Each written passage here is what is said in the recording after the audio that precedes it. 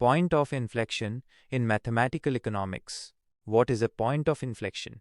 A point of inflection is a point on a curve where the curvature changes sign. In simpler terms, it's the point where a curve changes from being concave upward to concave downward or vice versa.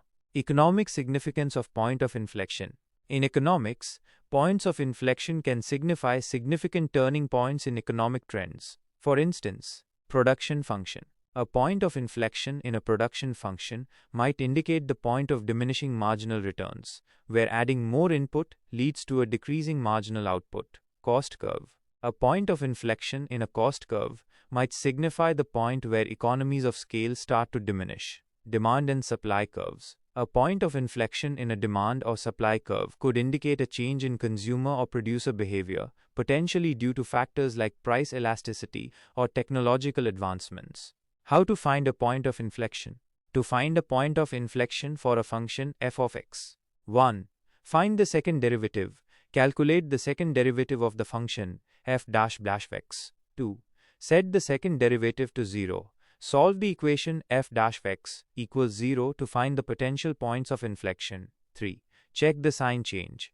Evaluate the second derivative on either side of the potential points of inflection. If the sign changes, it's a point of inflection. Real-world economic example. Let's consider a simple example of a production function. Q equals 10L caret 0.5, K caret 0.5, where Q is the quantity of output, L is the quantity of labor, K is the quantity of capital. To find the point of diminishing marginal product of labor, we need to find the point of inflection of the production function with respect to L, holding K constant. Step 1. Find the second derivative. dq per deciliter equals 5L caret minus 0.5, K caret 0.5, d squared, Q per deciliters, squared equals minus 2.5, L caret minus 1.5, K caret 0.5. Step 2. Set the second derivative to 0, minus 2.5, L caret minus 1.5, K caret 0.5 equals 0.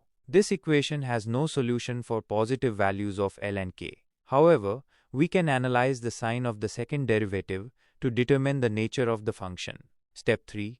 Analyze the sign of the second derivative. For any positive values of L and K, the second derivative is negative. This indicates that the production function is concave downward for all positive values of L, implying diminishing marginal product of labor.